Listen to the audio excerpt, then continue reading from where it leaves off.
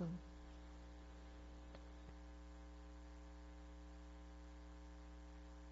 No momento, não.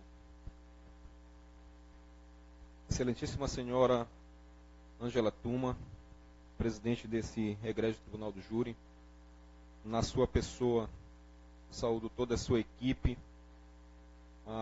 Aproveito a oportunidade para dar os parabéns pelo Dia das Mulheres, tanto à senhora como a todas as juradas que se fazem presente, os familiares do acusado que estão aqui, e na sua integralidade, são mulheres. Feliz Dia das Mulheres a todas. Na pessoa da doutora Karina e do doutor Veríssimo, eu estendo as minhas saudações a toda a sua equipe, sempre muito cortês com esse advogado todas as vezes que vai à Secretaria da Vara. Eu agradeço pela dedicação, e os senhores e as senhoras, o carinho com que as senhores prestam para com os advogados, para com a justiça. Saúdo o doutor promotor de justiça, doutor José Mário, salvo engano, é isso, doutor? José Maria.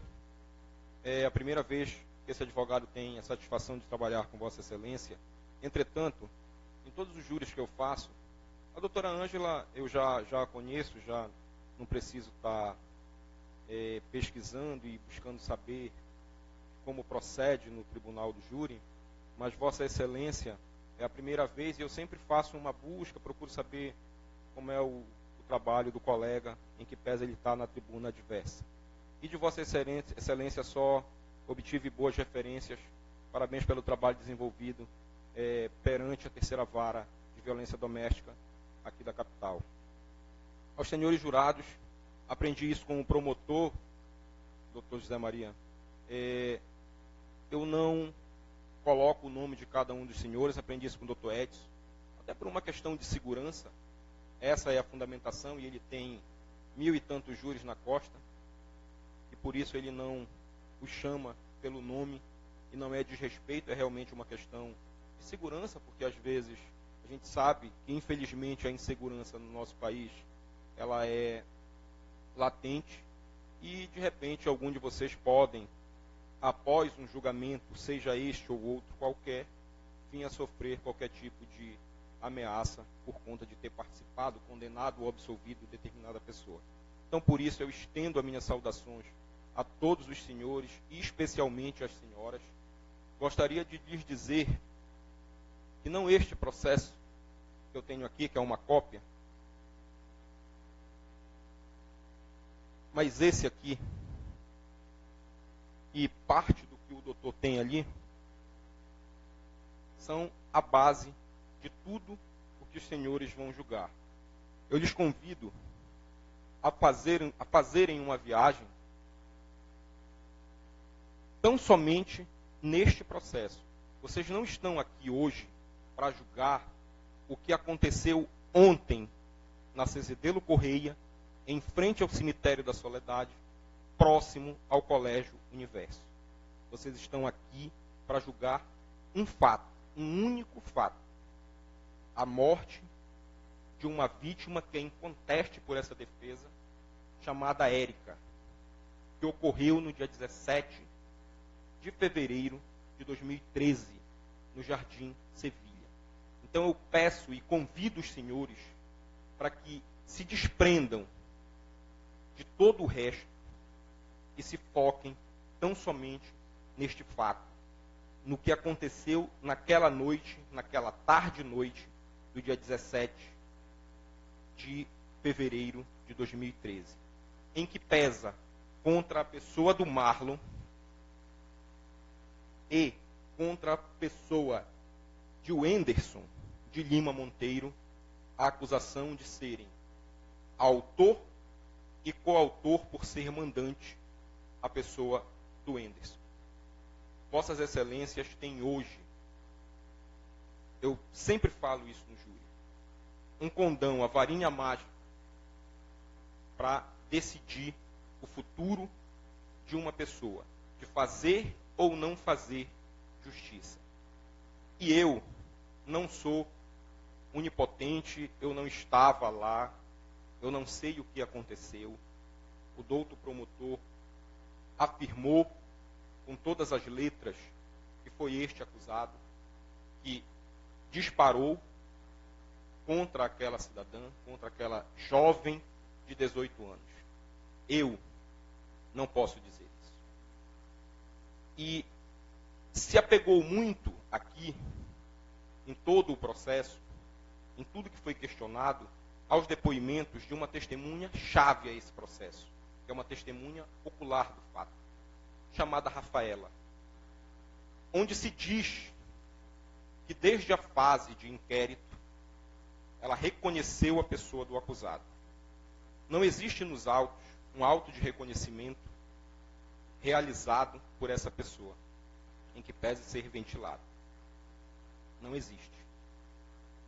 Não existe nos autos a certeza de que este cidadão chamado Marlon seja alcunhado de malandragem ou de bigode.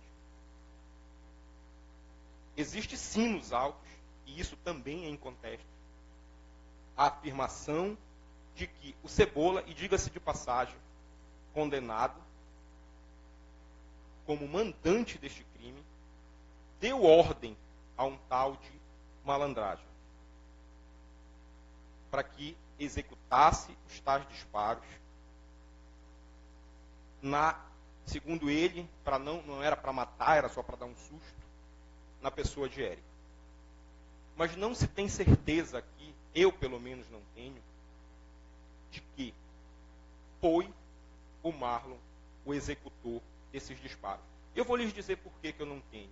Doutora Karina, por favor, nas folhas 76 dos autos tem um CD. Gostaria que a senhora reproduzisse o depoimento da senhora Rafaela. Por favor. Vocês vão verificar e vão entender por que este advogado solicitou que a testemunha Rafaela permanecesse nas dependências do fórum e não fosse liberada. Não é praxe, principalmente da defesa, fazer isso. Geralmente é praxe do MP, quando as testemunhas da defesa vêm aqui e são acusadas de estarem mentindo durante a sessão plenária ou durante uma oitiva ou coisa parecida. O CD que eu pedi para passar para vocês, ele foi gravado na presença da doutora Ângela, na presença do doutor Edson Cardoso, promotor de justiça, que eu citei agora há pouco, e na presença de uma das advogadas do acusado Marlon.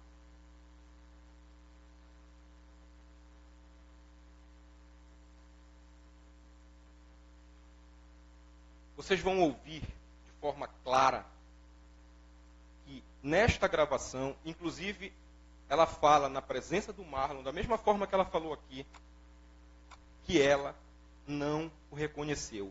Inclusive, ela diz todas as características da pessoa que supostamente... Era o depoimento dela, tá?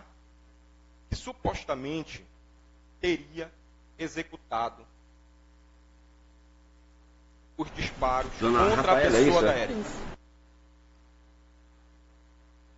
Pode passar. Bom dia, senhor. Bom dia. Rafaela, eu posso fazer aquela pergunta que eu fiz no início para a senhora lá, quando você estava sentada e leu? O rapaz aqui, o Marlon Gonçalves da Silva, a senhora tem o direito, assim como ele também tem, as outras testemunhas também tinham, tem, aliás. Se a senhora quiser, no caso, prestar declarações na ausência dele, a senhora... Não tem o que esconder, tudo que eu falar que é verdade. Certo, então não tem problema, né? Tá certo.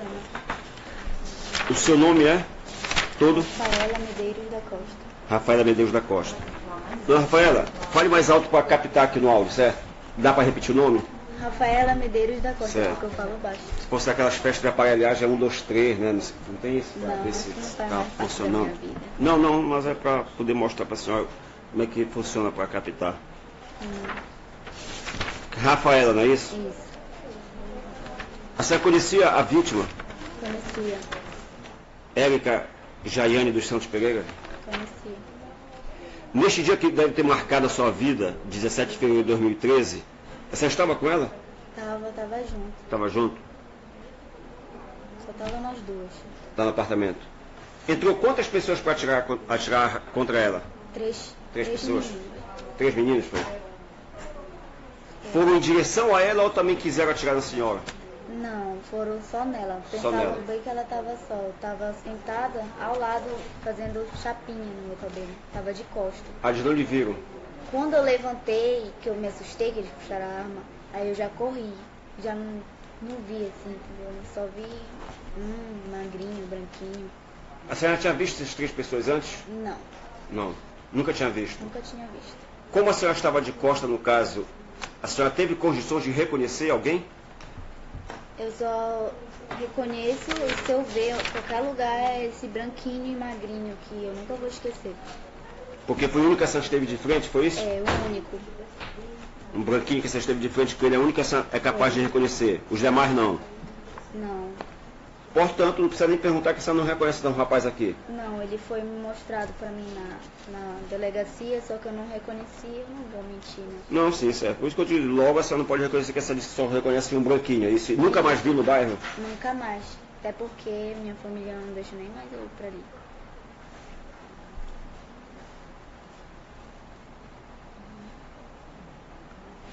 Eu vou ler rapidamente o seu depoimento da polícia, para concluir, tá certo? Certo. Ele vai ler a íntegra do depoimento dela na polícia, tá? Érica Jaine dos Santos Pereira, 18 anos, foi vítima de disparo de arma de fogo pelo elemento que a depoente soube que seria o acunhado malandragem ou bigode, que no dia 15 de fevereiro de 2013, por volta das 23 horas, foram a uma festa no clube denominado quilômetro 5, na BR-316, local onde permaneceu até as 2 horas da madrugada, tendo depois desse horário, ido embora para a casa da vítima, Érica Jaine, no conjunto Sevilha, que lá permaneceu até o domingo à noite, por volta de 19 horas, quando 3 elementos desconhecidos adentraram na residência da vítima e um deles, o mais velho, disparou contra a vítima por 2 vezes.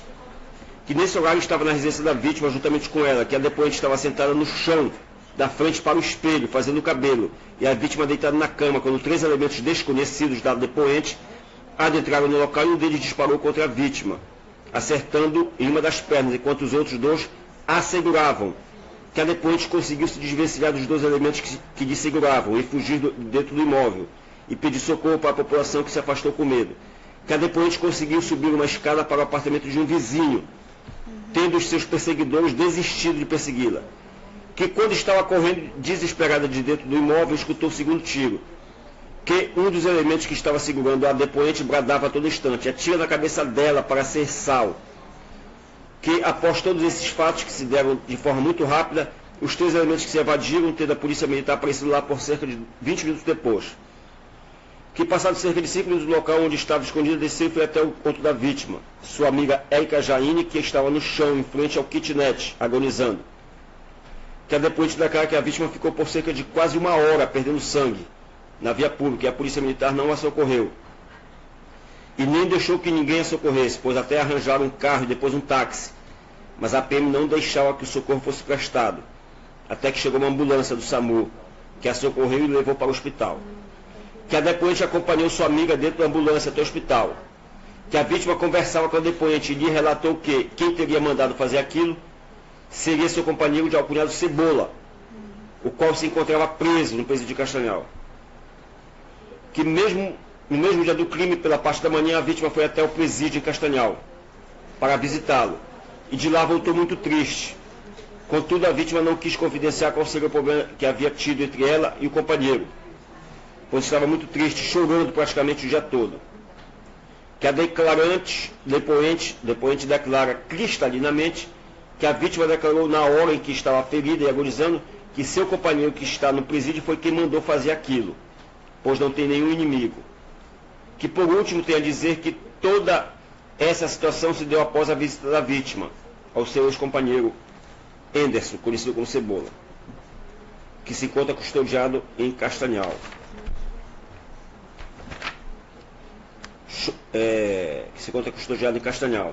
Sendo que após essa visita, Érica passou todo o dia 17 de fevereiro chorando e triste. E à noite, por volta das 19 horas, 3 elementos desconhecidos adentraram na casa do mesmo. E o mais velho, já pedido malandragem, o bigode, atirando por 2 vezes. Sendo que na data de hoje, se encontra entre a vida e a morte no hospital. Então, a senhora só cita aqui o nome do malandragem, o bigode, porque lhe falaram, correto? Mas a senhora não reconhece, não é isso? Não. Essa senhora só é capaz de reconhecer o novilho com sandice branco.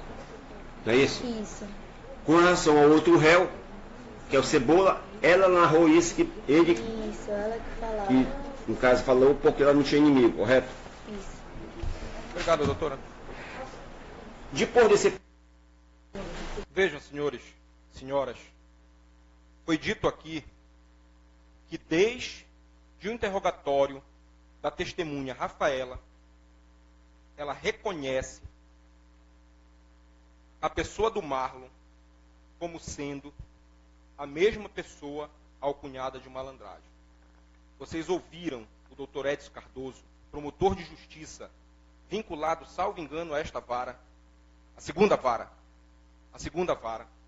mas estava respondendo pela terceira, ler na íntegra.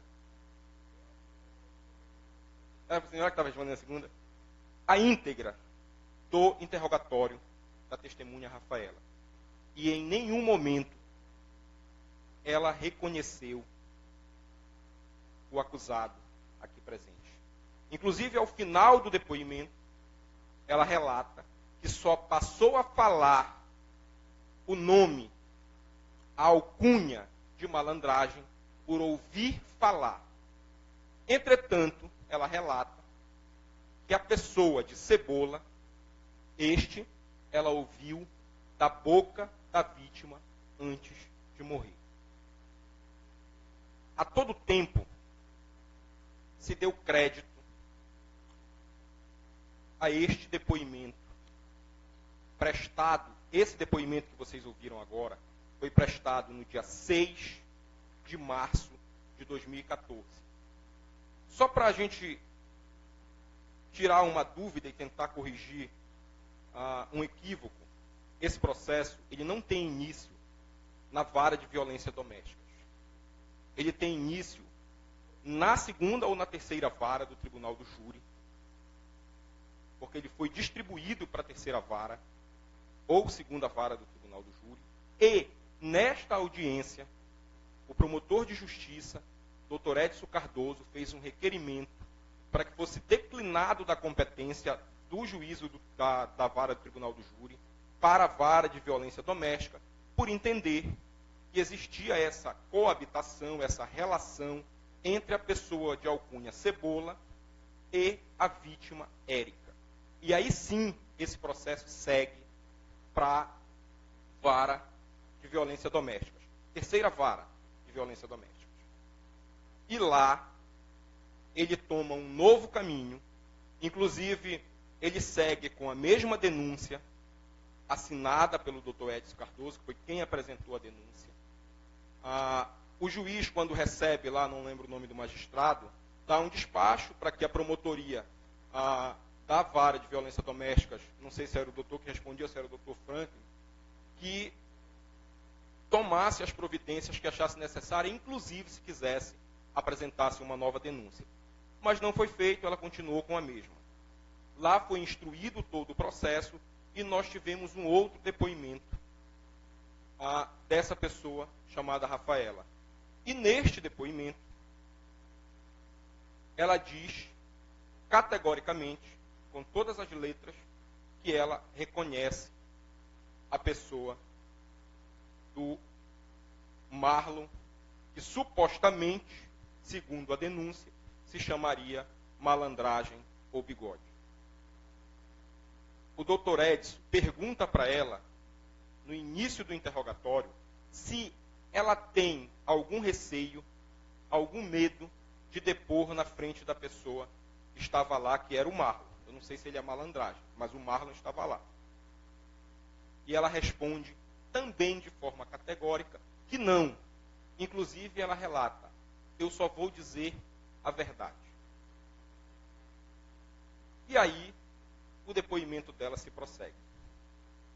Em determinado momento, os senhores e senhoras ouviram, ela relata as características da suposta pessoa que adentrou armada a casa da Érica.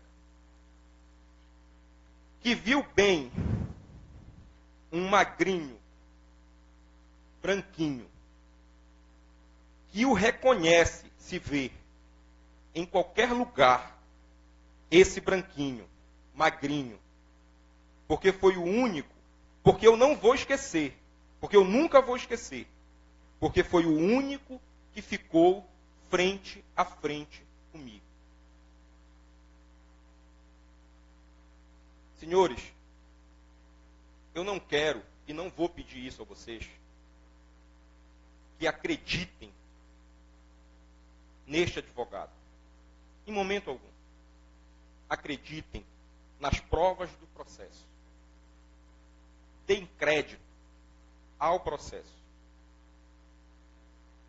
Pensem e avaliem se um depoimento ou 3 depoimentos de pessoa que fala coisa distinta em cada um deles merece crédito. Eu vou pedir para a doutora Karina colocar o interrogatório dela na sessão do dia 24, uma audiência de instrução do dia 24 de abril de 2015, um pouquinho ano após essa primeira oitiva, em que ela 124 é o 124 da folha 124. Se merece crédito esse depoimento, porque nesta próxima oitiva ela diz de forma categórica que o Marlon é o atirador. E hoje aqui, depois de muita pressão da promotoria, em determinado momento, ela disse que era ele. Mas quando eu perguntei, a senhora tem 100% de certeza de que era ele ou se era alguém parecido? Era alguém parecido, doutor. Mas a senhora afirma com 100% de certeza que era ele? Ela disse que não podia fazer isso. Os senhores viram. As senhoras viram. Não fui eu que falei. Foi ela. Foi ela. E eu volto a lhes perguntar. Tem credibilidade? Se ela tivesse afirmado aqui, não, doutor, 100% de certeza que foi ele. 100%. Eu diria, está 2-1. Ela reverteu os meus argumentos, as minhas dúvidas, mas ela não fez isso. E eu vou fazer questão de passar, porque eu podia parar como defesa, podia parar no primeiro áudio, no primeiro vídeo, onde ela não reconhece o meu cliente. Eu podia parar lá, mas por lealdade ao processo, eu vou pedir para que passe, para que vocês escutem ela dizendo. E depois, deem crédito ao depoimento. Deem crédito a tudo que ela fala, inclusive nesse depoimento. Salvo engano, o magistrado pergunta a ela se ela é ameaçada de alguma forma. Ela diz que sim, pelo Cebola. E o magistrado insiste se ela é ameaçada pela pessoa do outro acusado, de nome Marlon. Ela diz que não, que nem o conhece. Então, o que eu pergunto e o que eu questiono aqui, e a todo momento eu vou falar isso, é só a credibilidade. Credibilidade dos depoimentos. Credibilidade de quem afirma algo. No momento da aquisitação, eu quero que os senhores, que as senhoras, atentem e relembrem tudo o que foi dito, tudo o que foi provado. Por que, inclusive, eu vou fazer uma ressalva aqui, por que eu falei e vou insistir durante todo o processo para que não sejam mostradas peças processuais que não estão nesses autos, em que pesem serem provas jurídicas de um outro processo. Porque se eles não estão nesses autos, eles não podem ser mostrados aqui. Artigo 479 do CPP. Isso pode anular o julgamento. Independente da decisão de vocês, independente da decisão dos senhores, se vai ser por absolvição ou por condenação. mas se forem mostrados, na verdade não deveriam ser nem mencionados. Mas se forem mostrados aos senhores, muito pior, são peças anômalas ao processo. São peças extraterrestres nesse processo aqui. Não fazem parte desse processo. O inquérito policial, ele dá base para uma denúncia. E por isso, e só por isso, ele deveria estar neste processo. Por algum motivo, por algum equívoco na hora de fazer o traslado das peças, ele não foi feito. E para evitar uma futura anulação do júri, eu fiz o requerimento. Eu nem lembro se a doutora deferiu ou não, mas porque não chegou a ser mostrado. Enfim, fato é que poderia sim causar nulidade. Esse advogado, ele vem para cá fazer o trabalho dele, ele não fica nervoso. Ele não se estressa. Eu não brigo com o promotor. Eu não discuto, a não ser teses jurídicas. Terminou daqui, o doutor vai para a casa dele, eu vou para a minha.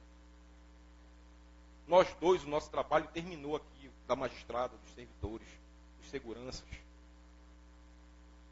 E eu deito na minha cama, quando eu chego em casa após um dia de trabalho, eu deito com a minha consciência tranquila. Porque eu sei que eu fiz o meu melhor. Tem advogado que chega aqui e faz um show, discursos maravilhosos, eloquentes. Eu não. Meu jeito é esse. Por favor. Da Rafaela, isso.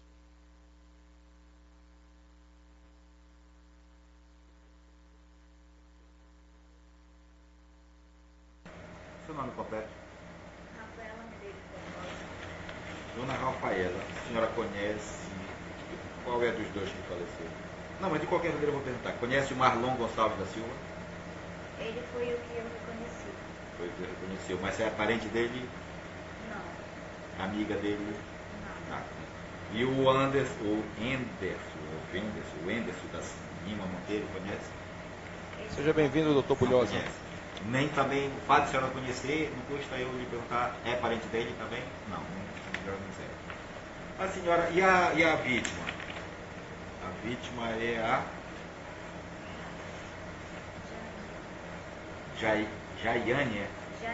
Jaine, dos Santos Pereira. Parente dela? Eu era amiga dela. Amiga dela. Amiga de sair, frequentar a casa. Não, saí poucas vezes. Era amiga como? Era amiga no modo Era de mais dizer. pra sair, pra fazer cabelo. Pois é, mas a amizade de vocês, que eu quero saber se era uma amizade íntima, de confidenciar, de ir para casa Sim. dela, de ela ir. Muito bem, dentro do grau de amizade vai ser ouvida apenas como informante. Eu vou passar a palavra para o Ministério Público e depois a advogada de defesa, seu nome, doutora? Juliana. Juliana, doutora Juliana. Eu até peço prazo, excelência, para juntar os autos do estabelecimento que eu trabalho com o Dr. Roberto. Referido 10 de quantos dias por parte de 10 dias? 5 dias, tá bom? 5 dias, doutor? Tá sim. Ok. Vou lhe fazer pergunta. Pois não, já ouviu a denúncia, sabe que está tratando. Muito bem. Doutor Franklin. Bom dia, senhora. Meu nome é Franklin Lobato, eu sou promotor de justiça. A senhora ouviu a leitura da denúncia. Eu lhe pergunto, esses fatos da denúncia são verdadeiros? O que a senhora sabe sobre isso? Sim, são verdadeiros. O que foi? O que a senhora sabe? Na Conte noite do toda a fato- história. Na noite do fato, eu estava fazendo meu cabelo em frente ao espelho, ela estava deitada na cama. Estava conversando justamente sobre ele, que ele tinha terminado com ela. Com ele, quem? Porque são dois? Com ele. Do Marlon. Do que mandou matar. É o malandragem ou bigode? O Cebola. É o Cebola. Tá. Está desligado o microfone dela? Verifiquei. Não. Tá funcionando, pode falar. E ela estava me falando que ela tinha ido até a prisão, né, visitar, e ele tinha terminado com ela e tudo. Tá. E entrou três rapazes. Eu estava em frente ao espelho. Pois não, pode falar. E estava armado. É isso? Tava tudo, coisa deles. Eu acho que eu não sei, assim, muito a fundo isso, né? Além da senhora, alguém mais presenciou esse fato? Sim, muitas pessoas presenciaram. Mas não porém, querem- Não, ninguém sabe. Foi a única pessoa que se submetia a isso, né? Tá. Me responda uma outra coisa. É verdade, a senhora já estava relatando aqui, eu não quero induzir a senhora, mas é verdade que a senhora está sendo ameaçada? É verdade. Quem é que Fui está- ameaçada pelo Anderson, ele estava na prisão ainda. E continua sendo ameaçada depois que ele foi solto? Sim, mas agora que eu troquei de chip, não mais. Só que eu tenho medo, porque eu não sei o que pode acontecer. O que era que ele dizia aqui mais de Que ele queria me pegar, porque eu tava prejudicando ele, tipo, não queria, porque ele ia me mandar. E depois que ele foi solto? Sim, mas agora Não também querem- ninguém sabe. Foi a única pessoa que me submetia a isso, né? Tá. Me responda uma outra coisa. É verdade, a senhora já estava relatando aqui, eu não quero induzir a senhora, mas é verdade que a senhora está sendo ameaçada? É verdade. Quem é que Fui está- ameaçada pelo Anderson, ele estava na prisão ainda. E continua sendo ameaçada depois que ele foi solto?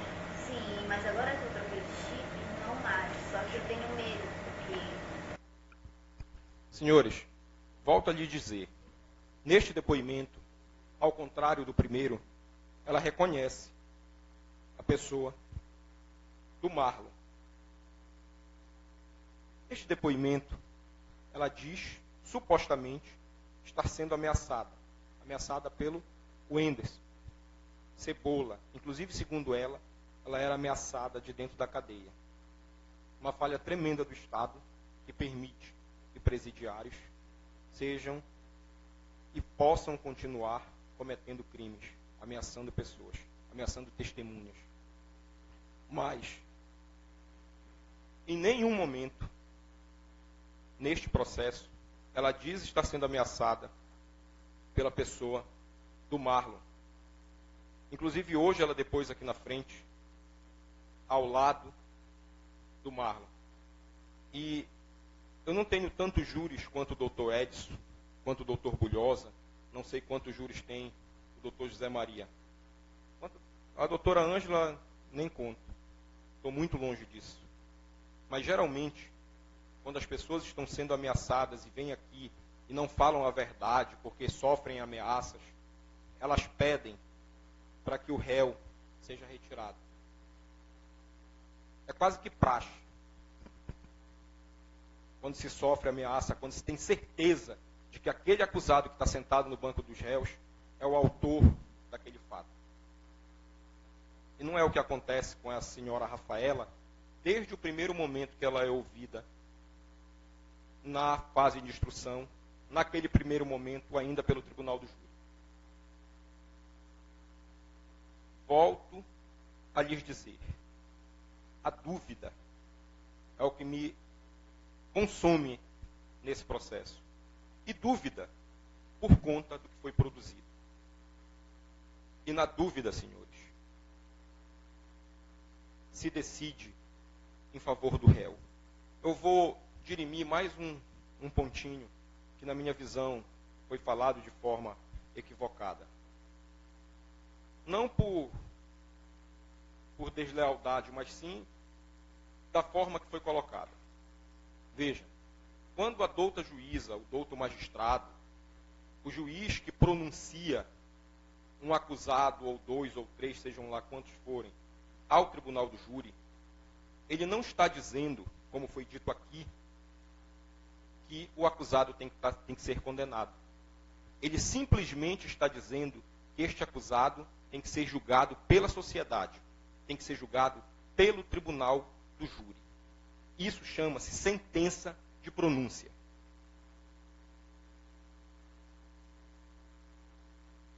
Da pronúncia. Livro do Dr. Francisco Dirceu Barros, promotor de justiça, inclusive. Da pronúncia. O juiz, fundamentadamente, pronunciará o acusado quando estiver convencido da materialidade do fato. Aqui, a gente não discute a materialidade. Os senhores têm os laudos aqui, o laudo cadavérico dessa moça. Materialidade existe. Na aquisitação, quando vocês forem votar, o fato existiu, a senhora Érica Jaiane foi vítima de disparos de arma de fogo e veio a óbito por conta desse fato. Sim, o fato existiu. O principal fato que leva a uma pronúncia, os principais, a materialidade, nesse caso, devidamente comprovada pelo laudo. E continua da pronúncia. Se estiver convencido de indícios suficientes de autoria ou de participação.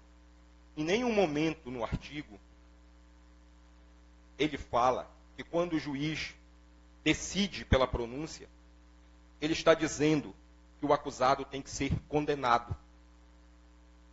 Quando se recorre de uma sentença de pronúncia e esse processo sobe ao tribunal, a defesa, através de advogados ou da própria Defensoria Pública, não está dizendo que o réu é inocente. Está dizendo que não existe indício suficiente de autoria, em que pese em muitos casos existir a materialidade. E quando o juiz decide, o tribunal, os desembargadores lá em cima, no segundo grau, decidem em manter a sentença de pronúncia, eles também não estão dizendo que o réu tem que ser condenado. Em momento algum. O que eles estão afirmando e reafirmando é que o réu tem que ser julgado pelo tribunal do júri, pelos seus pares, por um corpo de jurados formado por pessoas comuns do povo. São pessoas que hoje aqui representam a sociedade. Se a sentença de pronúncia fosse um dito condenação, um dito condenatório, ó, senhores jurados, você tem que condenar, não precisaria o réu sentar aqui. A douta magistrada, o magistrado, quando pronunciasse, já pronunciaria e emitiria a sentença, aplicando-lhe a pena. Não é assim que acontece. E por isso, a gente vem aqui, para que os senhores escutem os depoimentos das testemunhas que se fazem presente, o interrogatório do acusado ou dos acusados, e após isso, tomem as decisões de vocês. E vejam, excelências, nós temos um artigo que obriga uma aquisitação, que é o terceiro quesito em todo o tribunal do júri, que é sobre a absolvição. Neste quesito, o douto promotor, por estar sustentando uma tese acusatória, ele aponta e veio de lá para cá, lhes dizendo que os senhores têm que votar sim. Aliás, não pela condenação, pela absolvição. Senhores, vocês, senhores jurados, as senhoras juradas, vocês votam com sua livre convicção. Vocês podem, inclusive, reconhecer que ele é o autor dos fatos.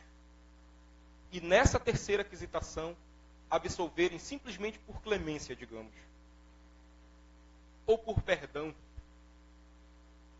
Ou por qualquer outro motivo que não me cabe julgar. Da mesma forma que podem votar, não absolvo. Mas vocês não estão obrigados a votar sim. Em nenhum dos quesitos. Nem na materialidade que está comprovada. Acontece do jurado, por algum motivo, se equivocar na hora de colocar a cédula na urna. A doutora Ângela, ela é muito cuidadosa com isso, ela explica direitinho para vocês qual vai ser o voto que vai ser colhido, esse é o voto válido, esse é o voto inválido. Mas em momento algum os senhores estão obrigados a votar sim, porque o promotor disse que é para votar sim, ou porque a defesa disse que é para votar sim. E dito isso, vamos entrar novamente ao processo. Alas da única testemunha ocular. Vejam, senhores, num processo criminal, ainda há pouco eu conversava isso aqui fora, nós temos 3 verdades na visão deste advogado. Nós temos a verdade dos fatos, o que aconteceu ali, o que a vítima vai dizer, é uma verdade. Quando ela está viva, quando ela sobrevive, o caso da Rafaela, testemunha ocular, estava lá, viu, ela tem a verdade dela. O réu, o acusado, quando ele participou daquele fato, ele também tem a verdade dele. E aí aqui, dentro do tribunal, no fórum, na instrução processual, a gente produz uma outra verdade, que é a verdade que consegue se provar nos autos. E nestes autos, nestes autos, neste calhamaço de papel e vídeos e depoimentos policiais e inquéritos policiais, nós não temos uma verdade conclusiva para a autoria. Se os senhores, após terem ouvido os 2 depoimentos prestados no dia 6 de março de 2014 e depois, 24 de abril de 2015, pela senhora Rafaela, e me dizerem que tem certeza que existe uma prova nos autos concreta, com base nesses 2 depoimentos, eu, sinceramente, não me convenci. Para mim, existiu sim a dúvida. E aí aqui a gente volta um pouquinho antes para a pronúncia novamente. Vejam, a pronúncia. Quando o magistrado, convencido da existência de indícios de autoria ou participação, ele usa um princípio chamado indúbio pro società. O que é isso? Na dúvida, eu vou decidir em favor da sociedade. Inclusive, tem quem diga que esse princípio ele é uma enganação, mas ele é usado. Na dúvida, ele é usado. Na dúvida, para pronunciar, eu escolho a sociedade. Eu não tenho certeza que foi ele, eu só tenho indícios. Mas eu vou mandá-lo ao tribunal do júri e a sociedade, que está em dúvida, vai julgá-lo. Só que aqui, hoje, e em todos os tribunais do júri, o que vige, o que vale é, na dúvida, em pró do réu. Indúbio pró réu. Este é o termo, é o jargão jurídico. Na dúvida, eu não vou condenar um inocente. Ou na dúvida, eu também não vou condenar um culpado. É batido, pelo que eu soube, os senhores é o primeiro júri, é muito batido no tribunal do júri. Mais vale 1000 culpados soltos do que um inocente preso. E neste processo, eu tenho dúvida. E eu tenho certeza que após a oitiva do primeiro depoimento da senhora Rafaela, essa dúvida, ela passou a existir na cabeça dos senhores. E na dúvida, senhores, na dúvida, votem em favor do réu. votem pela absolvição. Coloquem a cabeça dos senhores no travesseiro hoje à noite e digam: eu tenho dúvida se eu absolvi um culpado. Eu tenho dúvida, mas eu tenho certeza que eu não condenei um inocente. E isso vai dar com certeza aos senhores o sono dos justos. Doutores, vossas excelências hoje são juízes de fato. Vossas excelências hoje é que vão decidir nesse processo. Os senhores podem sim decidir na dúvida pela condenação. Só uma observação.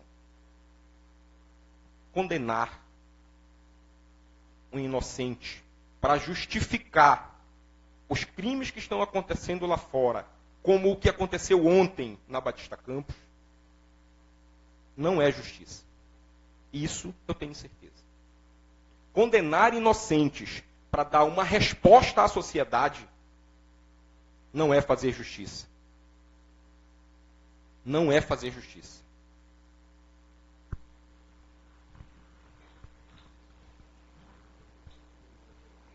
Tá? Então vejam. Os senhores podem hoje decidir a vida dessa pessoa. Infelizmente, com a varinha mágica que vocês têm hoje na mão, não traz a vítima de volta. E para nos apegarmos um pouquinho mais ao processo, o mandante deste homicídio, que relata em audiências ter entrado em contato com o Marlon, e, salvo engano, em um único momento ele fala o nome do Marlon depois de ser perguntado. Ele, em momento algum, diz o nome do Marlon de forma incisiva, e sim quando é perguntado. Ele se retrata e se repassa a uma pessoa de nome, de vulgo malandragem. E ele não fala em bigode, ele só fala em malandragem. Mas em momento algum ele cita de livre e espontânea vontade o nome Marlon. Ele fala quando é indagado. Excelência, nessa dúvida, até poderíamos assistir novamente o depoimento dele, do Enderson. No seu tempo, Excelência, o senhor tem a réplica. Não, já coloquei. Perfeito. O senhor tem a réplica.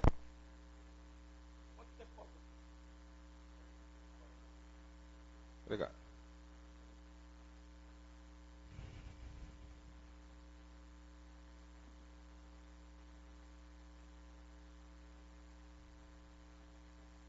Esse cidadão,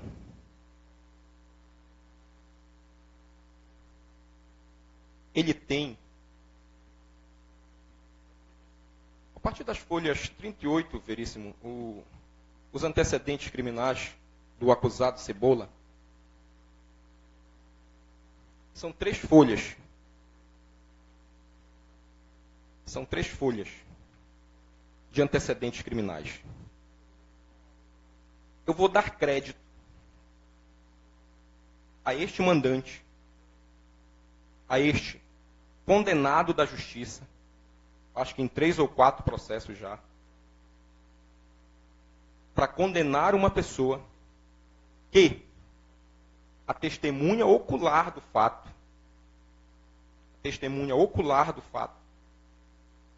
não reconheceu. É com essa palavra, é com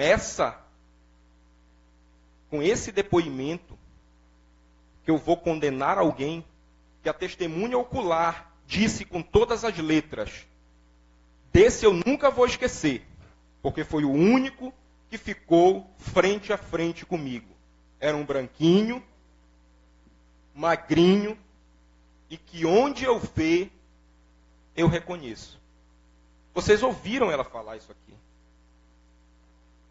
E após, e eu tenho, e aí aqui, me perdoe, é uma suposição deste advogado, que ela reconhece o acusado, que entrou armado na casa da amiga dela, em qualquer lugar que ela vê, era um magrinho, branquinho, que ficou frente a frente com ela. Ela disse também aqui, doutor Bulhosa, que este cidadão aqui foi apresentado para ela na delegacia. E ela não o reconheceu. Está na mídia, já foi passado por nossos jurados. Aqui, depois de muito instigada hoje, ela disse reconhecer o acusado. Entretanto, quando eu perguntei se ela o reconhecia com 100% de certeza, ela disse, não, doutor, ele é parecido. Então a senhora não pode afirmar que era ele? Não posso. Os senhores jurados viram. Então, este depoimento dela, o depoimento que ela presta no dia 24, o depoimento que ela presta no dia 24 de abril de 2015, em que ela diz estar sendo ameaçada pelo Cebola, talvez essas ameaças, e aí volto a dizer, é uma dedução deste advogado, sejam no sentido de apontar o Marlon como sendo culpado. Tanto é que ela vem aqui no dia 24 e o reconhece. Hoje, sem sofrer ameaças, ela não teve coragem de dizer que era ele. Porque ela não está pressionada. E uma coisa eu volto a lhe dizer e afirmar.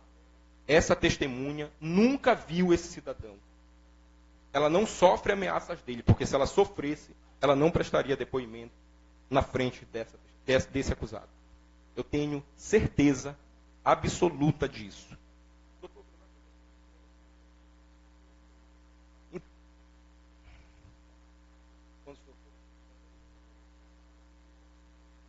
Ok. Então, senhores, como o doutor promotor deixou claro que não voltará à réplica, eu me despeço dos senhores, das senhoras, e desejo mais uma vez às damas que compõem o Tribunal do Júri um feliz Dia das Mulheres e muito obrigado por nesse dia estarem aqui prestando serviço à justiça, porque o trabalho que vocês fazem hoje aqui, ele é de grande relevância a todo o corpo social. Muito obrigado. Não tenha conhecimento nos autos, nem aqui.